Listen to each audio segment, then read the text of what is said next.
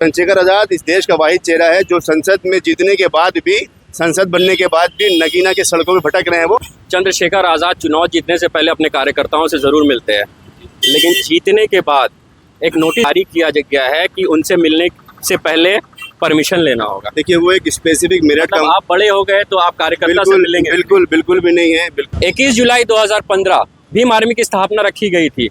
आज 9 साल के बाद भीम आर्मी किस मुकाम पर है, ये कहाँ तक पहुँचे हैं, किस ब्लूप्रिंट के तहत भीम आर्मी का स्थापना किया गया था, इन सब मुद्दों पर बात करने के लिए आज हमारे बीच आज़ाद समाज पार्टी के प्रदेश अध्यक्ष काशिफ रज़ा सिद्दीकी है। जी काशिफ रज़ा सिद्दीकी जी, कार्यकर्ता जोड़ रहे हैं आप साक्षी के गोलचक्कर में, ब्लूप्रिंट क्या था उस वक्त का, स्थापना क्यों की गई थी भीम आर्मी की और तक की क्या कामयाबी आप लोगों को मिल चुकी है? सारे साथियों को जय भीम, जोहार, सलाम, आदाब। देखिए, बुनियादी मुद्दे जो हैं वो आपको समझने की ज़रूरत है कि इस देश में जो सिस्टम की हम बात करते हैं वो सिस्टम किसी भी तरह से मजलूम तबकात के विरोध में है। श्री राम साहब 1970 में बामसेफ बनाया, उसके बाद एक बहुजन समाज पार्टी बनती है बीएसपी के नाम पर, और वो पार्टी 1984 से लेकर तकरीबन 2012 तक लीड करती है उत्तर प्रदेश में, और मायावती जी 6 बार मुख्यमंत्री बनती हैं। लेकिन उसके बाद कुछ कारणवश उनका जो पूरा मूवमेंट है सैबोटेज होता चला गया काशीराम साहब की डेथ के बाद। तो चंद्रशेखर आज़ाद साहब को और इनके टीम में कमर सिंह वालिया साहब को और रतन सिंह साहब को ऐसा महसूस हुआ कि जो मूवमेंट काशीराम साहब का था, बहुजनों का मूवमेंट था, बाइजिद फरीदी साहब का मूवमेंट था, उस मूवमेंट को फिर से लाइव करने की ज़रूरत है, जिंदा करने की ज़रूरत है। उस मूवमेंट के तहत इन्होंने एक भीम आर्मी की तश्कील किया, भीम आर्मी को बनाया, और ये पहले एक छोटा संगठन था छुटमलपुर में, सहारनपुर से बना, वो निकल कर पूरे देश में ये फैला। इसका उद्देश्य ये है कि यहाँ के दलित, आदिवासी, पिछड़े, मुसलमान, सिख, ईसाई, लिंगायत है, ये सारे समाज को, शोषित वंचित समाज को एकजुट करना और सारे समाज के मजलूमों के इत्तेहाद करके एक आवाज़ बनना। आज जो जमशेदपुर में कार्यकर्ता जोड़ने का काम किया जा रहा है, क्या ये विधानसभा चुनाव की तैयारी? देखिए, ये जो कार्यकर्ता जो अभियान है, जोड़ो अभियान चल रहा है, आज हमारा 9वां स्थापना दिवस है, और जो राष्ट्रीय अध्यक्ष है भीम आर्मी के, उन्होंने स्थापना दिवस में आह्वान किया है, ये भीम आर्मी का इनिशिएटिव है कि हम 5 लाख कार्यकर्ता, एक्टिव कार्यकर्ता पार्टी को देंगे, सक्रिय कार्यकर्ता पार्टी को हम देंगे ऑल ओवर इंडिया। तो अभी तक जो मेरे पास सूचना है, 2:30 बजे तक हमारे पास 9,80,000 कार्यकर्ता बन चुके हैं, और झारखंड में हमने कहा कि 1 लाख कार्यकर्ता देंगे हम, लेकिन अभी तक हमारे पास 53,900 कार्यकर्ता बन चुके हैं यहाँ पर झारखंड में, और पूरे देश में 9.5 लाख का कार्यकर्ता बन चुके हैं। सिर्फ आज का ही मामला है। तो जो एक्टिव कार्यकर्ता देने की बात इसलिए हो रही है क्योंकि वो लोग जो पॉलिटिकल तौर पर नरिश हैं, पॉलिटिकल तौर पर फ्लोरिश हैं, पॉलिटिकल तौर पर एक्टिव हैं, उन लोगों को आने वाले वक्त में तैयारी कराना है विधानसभा की और लोकसभा की, ताकि हमारे लोग सदन में पहुँचे। जिस तरह चंद्रशेखर आजाद साहब दहाड़ रहे, वो भी दहाड़ने की कोशिश करें। चुनाव से ताल्लुक क्या है? विधानसभा चुनाव होने वाला है। हमारी पार्टी आज़ाद समाज पार्टी, जिसने नगीना में जीत दर्ज की, बड़ी जीत दर्ज की, 1,52,000 जीते हैं हम, तो हमारी पॉलिटिकल पार्टी है। पॉलिटिकल पार्टी का उद्देश्य होता है सदन में जाकर अपनी आवाज़ बुलंद करना, मजलूम तबकों की आवाज़ को बुलंद करना। तो यकीनी तौर पर हमने झारखंड में अपनी पार्टी को 18 अगस्त 2023 में घोषणा किया था। उसके बाद निरंतर हम लोग प्रयासरत हैं। हमारी कोशिश भी है कि झारखंड के उन सारे ज़िलों में, जिन ज़िलों पर आज भी अत्याचार चरम पर है, जिन ज़िलों में मुसलमान दलित बड़ी संख्या में, उन सबको साथ लेकर एक नया नैरेटिव तैयार करना। किन मुद्दों को लेकर जाएंगे पब्लिक के बीच? देखिए, झारखंड में अगर आप मुसलमानों के मुद्दे आप देखें, 24 सालों में आप देखें कि मुसलमानों को हाशिए पर खड़ा कर दिया गया।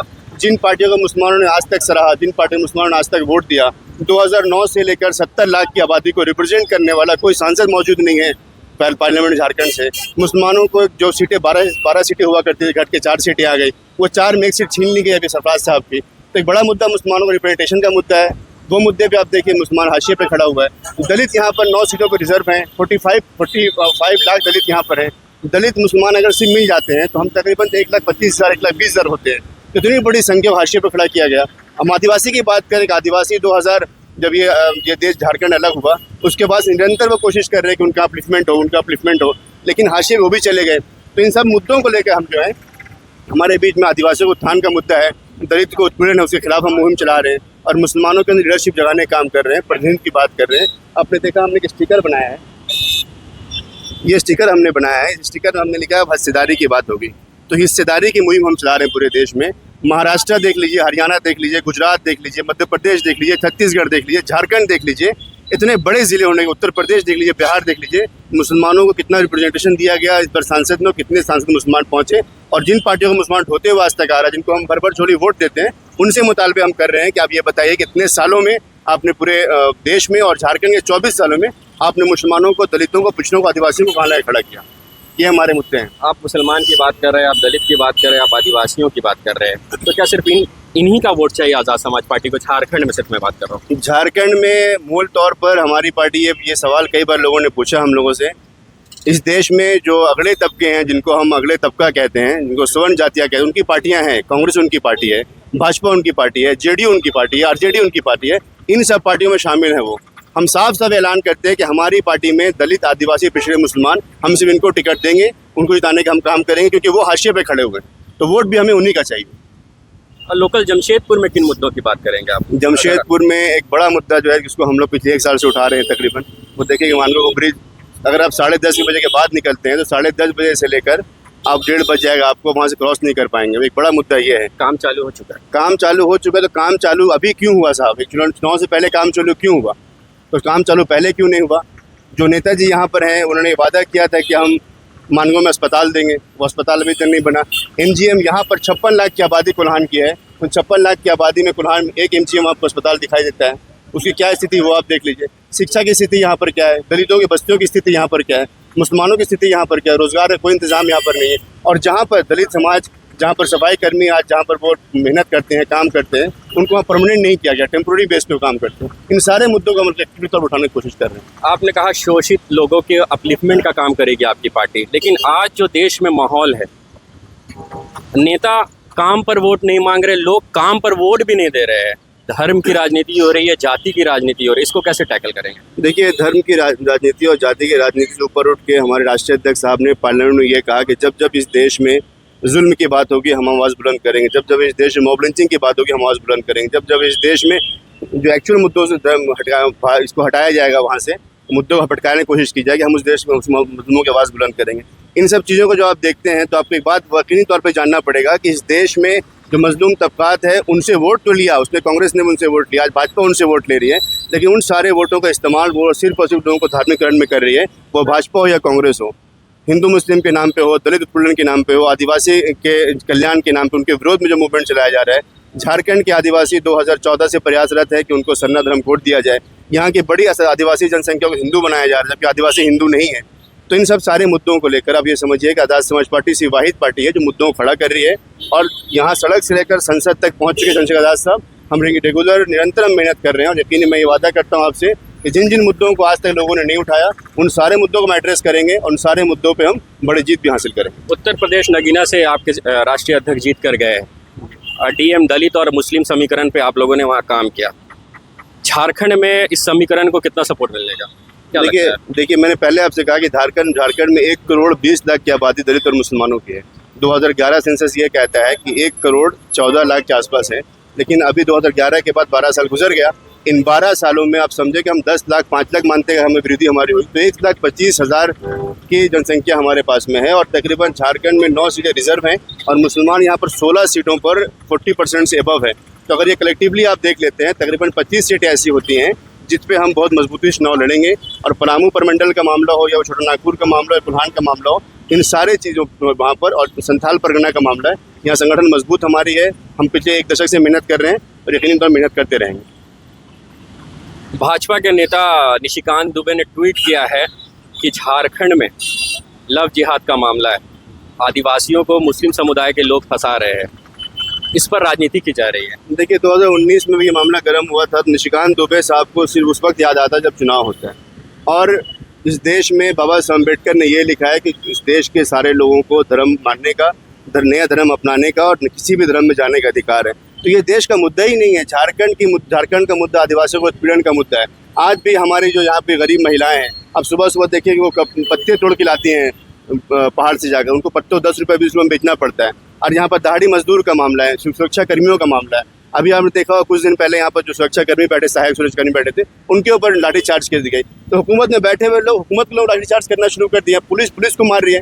तो इन सब मुद्दों को निशिकांत दुबे साहब इन मुद्दों को तो हाईलाइट कर नहीं रहे, क्योंकि भाजपा ने 15 साल शासन किया यहाँ पर। भाजपा के पास पूरे नैरेटिव उनका चेंज हो चुका है, वो हिंदू मुस्लिम कर रहे हैं। तो निशिकांत दुबे साहब ये सवाल है कि साहब आप कहाँ से यहाँ पर आए? निशिकांत दुबे साहब यहाँ के रहने वाले हैं, ये सवाल बड़ा सवाल उनसे करना चाहिए। और भाजपा से एक और सवाल हम करना चाहते हैं, जिन लोगों को भाजपा ने झारखंड से अभी वहाँ पर यूनियन मिनिस्टर बनाया, वो कहाँ के लोग हैं? उनकी जो मैडम लेडी बनाई गई है, वो कहाँ की हैं? अन्नपूर्णा देवी जी, वो झारखंड की रहने वाली हैं क्या?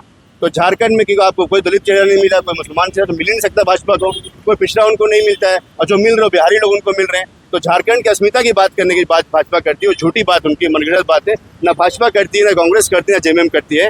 अस्मिता की बात अगर कोई कर रहा है तो राष्ट्र समाज पार्टी करे, भीम आर्मी करे। चलिए आखिर में एक लास्ट सवाल, बिहार में आरजेडी पार्टी मुस्लिम और यादव की राजनीति करती है, एमवाई समीकरण पे काम करती है, मुसलमान उनके हक में वोट करते हैं, यादव उनसे रूठ जाते हैं, शिकस्त मिलती है।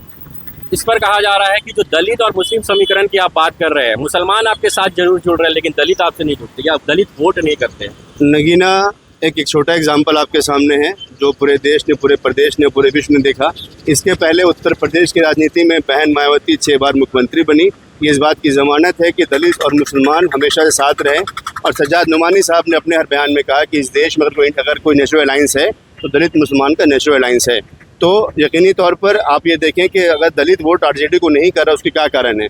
आरजेडी के पक्ष में जो वोट जाता है वो यादव समाज का वोट जाता है, और उत्तर प्रदेश में यादव समाज वहाँ का भूमिहार राजपूत बना हुआ है, उसका जो उत्पीड़न यादव समाज करता है, दलित उनको वोट क्यों देगा। लेकिन झारखंड के परिदेश में अगर आप पूरा पलामू देख लें, पूरा कोल्हान देख लें, या पूरा संथाल परगना देख लें, वहाँ के दलित जागरूक हैं और वहाँ के दलित इस बात को आज मान रहे हैं कि उनकी कोई पार्टी यहाँ पर नहीं है। दलितों के नेता ज़रूर हैं, उनके मंत्री ज़रूर यहाँ पर हैं, उनके विधायक भी हैं, लेकिन उनकी पार्टी नहीं होने की वजह से उनका जो समाज वो आगे नहीं बढ़ पा रहा है। आखिर में एक और सवाल जहन पे आया है, चंद्रशेखर आज़ाद चुनाव जीतने से पहले अपने कार्यकर्ताओं से ज़रूर मिलते हैं, लेकिन जीतने के बाद एक नोटिस जारी किया गया है कि उनसे मिलने से पहले परमिशन लेना होगा। देखिए वो एक स्पेसिफिक मेरिट का, आप बड़े हो गए तो आप कार्यकर्ता से मिलेंगे? बिल्कुल भी नहीं है, बिल्कुल भी नहीं। वो एक मेरिट का मामला था, मेरिट में 2 लोगों का मामला था, 2 गुटों का मामला था, और उन लोगों ने उसे गलत तरीके से पेश किया, उनके लिए स्पेसिफिक वो बात की गई थी। और उससे बाद में चंद्रशेखर भाई ने ये भी कहा, मैं आपको साफ साफ बताऊं, जहां पर हम दिल्ली में रहते हैं वहां पर भाई को संसद हमें बंगला नहीं मिला है, जो घर मिलता है वो घर में नहीं मिला है। हम जहां भाई रहते हैं वो छोटा सा कमरा हमारा है, और वहां पर 12-13 हज़ार लोग जमा हो जा रहे थे। तो उतने लोगों के रहने का इंतजाम कैसे करते हैं हम, न वो पानी के इंतजाम है, सड़क पर लोग सो जा रहे हैं भाई से मोहब्बत में। तो भाई ने आदेश जारी किया, मजबूरी में आदेश जारी करना पड़ा कि भाई मैं खुद मिलने आप लोगों से आऊँगा, आप वहाँ से चल के मत आइए। झारखंड से लोग जा रहे हैं, बिहार से, छत्तीसगढ़, पूरे देश से लोग वहाँ पहुँच जा रहे हैं। तो क्योंकि वहाँ परेशानी हो रही थी लोगों के लिए, तो लोगों की परेशानी को नज़र रखते हुए हम लोगों ने बयान जारी किया था। और चंद्रशेखर आज़ाद इस देश का वाहिद चेहरा है जो संसद में जीतने के बाद भी, संसद बनने के बाद भी नगीना के सड़कों में भटक रहे हैं वो। और सिर्फ नगीना नहीं बल्कि उत्तर प्रदेश, छत्तीसगढ़, मध्य प्रदेश, झारखंड, बिहार, हर जगह वो जा रहे हैं जहाँ उत्पीड़न का शिकार दलित, आदिवासी, मुसलमान हो रहे हैं। पूरे 81 सीटों में आप चुनाव लड़ेंगे झारखंड में? देखिए वो हमारी कोर कमेटी का फैसला होना बाकी है। हम कोशिश वो करेंगे कि हम अच्छे लोगों को चुन के लाएँ, उनको टिकट दे चुन के लाएँ। और हमने ये वादा किया पहले अपने प्रेस कॉन्फ्रेंस में, non corrupt, non communal educated लोग और जो नॉन कास्टिस्ट लोग हैं उनको हम सदन तक पहुँचाने का काम करेंगे। हमारी कोशिश है कि तकरीबन हम 30 से 35 सीट। गठबंधन का हिस्सा बनेगी आपकी पार्टी अगर ऑफर आता है? गठबंधन ने हमें धोखा दिया, नगीना में हर बार धोखा दिया, हमें ही नहीं, सज्जाद नुमानी साहब इतनी बड़ी शख्सियत, आलिम दीन, उनको भी उन्होंने धोखा दिया, उनसे वादा खिलाफी की। तो किसी भी तौर पर आज़ाद समाज पार्टी ऑफर आने के बाद भी गठबंधन का हिस्सा नहीं बनेगी। चलिए बहुत शुक्रिया। ये थे काशी प्रजा सिद्दीकी, प्रदेश अध्यक्ष आज़ाद समाज पार्टी काशीराम। आज दिनों साफ अंदाज में कहा है कि इनकी पार्टी दलित, मुस्लिम, शोषित, वंचित कम्युनिटी के अपलिफ्टमेंट के लिए काम कर रही है और आने वाले झारखंड विधानसभा में कम से कम 30 से 35 सीटों में ये चुनाव जरूर लड़ेगी। देखते रहिए आज़ाद रिपोर्टर जमशेदपुर।